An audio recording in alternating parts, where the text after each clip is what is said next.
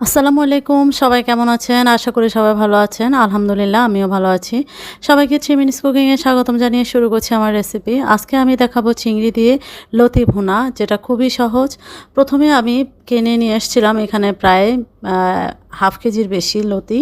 তা আমি এটাকে গরম পানি ফুটিয়ে ওখানে একটু সিদ্ধ করে নেব। মানে গরম পানি ফুটানোর পরে যতটুকু বয়েল আসতে পুরোপুরি সব দিক থেকে আসতে যতটুকু সময় লাগে ওই ব্লক পর্যন্ত অপেক্ষা করব। যখন চারপাশ থেকে যখন ব্লক চলে আসবে তখন আমি এটাকে নামিয়ে সেদ্ধ করে সেদ্ধ হয়ে গেলে এটাকে আমি স্ট্রেনারে ছেঁকে নেব, পানিটা ঝরিয়ে নিব।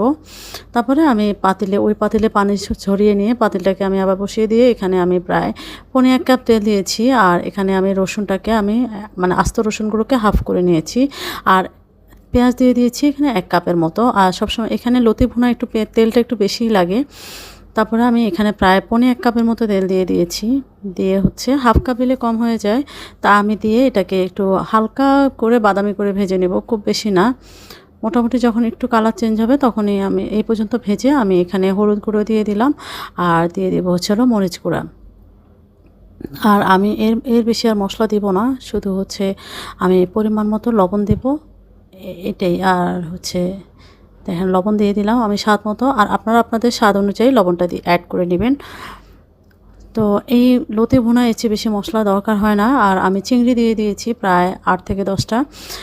চিংড়ি, লতি মানে চিংড়ি, এটা আসলে একটা নিয়মই আছে। চিংড়ি ভুনার সাথে লতিটাই একদম পারফেক্ট একটা রেসিপি কম্বিনেশন এই রেসিপির জন্য। তা আমার সবচেয়ে বেশি ভালো লাগে। তো আমি এইটাতে আর কোনো রকমের পানি অ্যাড করব না। এই মশলার উপরে আমি শুধু লতিগুলো দিয়ে দিব, দিয়ে এই মশলার উপরে আমি ভুনা করতে থাকবো। আর এই সময় চুলার আঁচটা লো থেকে সামান্য হাইয়ে থাকবে, মাঝারি থেকে কম। তো এই আছে আমি এটাকে ভাজতে থাকবো।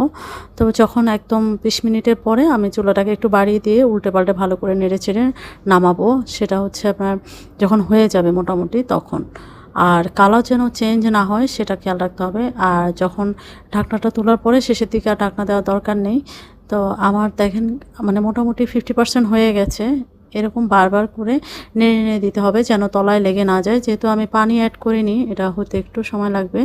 আমি কাঁচামরিচ দিয়ে দিলাম কিছুটা, হালকা ফাড়া করে আমি কাঁচামরিচ দিয়ে দিয়েছি। আর যদি আপনারা ঝাল বেশি খান সেক্ষেত্রে মরিচটা একটু বাড়িয়ে দিবেন, ঝাল মরিচটা। তা আমি যেহেতু কম খাই আমি ঝাল মরিচটা একটু কমিয়ে দিয়েছিলাম। তো দেখেন কালারটা কিন্তু খুব একটা চেঞ্জ হয়নি, কি সুন্দর একটা কালার হয়েছে। আর লতি ভুনা, এমন একটা লতি ভুনা থাকলে আমার মনে হয় 1 প্লেট ভাত নিমেষে শেষ হয়ে যাবে। কার কার পছন্দ হয় কমেন্টস করে জানাবেন এমন লতি ভুনা। আমার তো খুবই পছন্দ। আর এটা সবসময় মনে রাখবেন, লতি ভুনার সাথে একটু লেবু যদি ভাতের সাথে মাখিয়ে খাওয়া যায় তাহলে আর আমার মনে হয় না কোনো রকমে গলা চুলকায় বা গলা ধরে। আর আরেকটা আচার মাখিয়ে খেলে আরও বেশি মজা লাগে। আমি সবসময় লতি ভুনার সাথে আচারটা একটু নেই। আমের আচারটা আমার কাছে সবচেয়ে বেশি ভালো লাগে। আমি আচার দিয়ে লতি ভুনাটা খেয়ে থাকি। তো কে কীভাবে খান কমেন্টস করে জানাবেন। আর আমার রেসিপিটাও কেমন লাগলো কমেন্টস করে জানাবেন। আল্লাহ হাফেজ।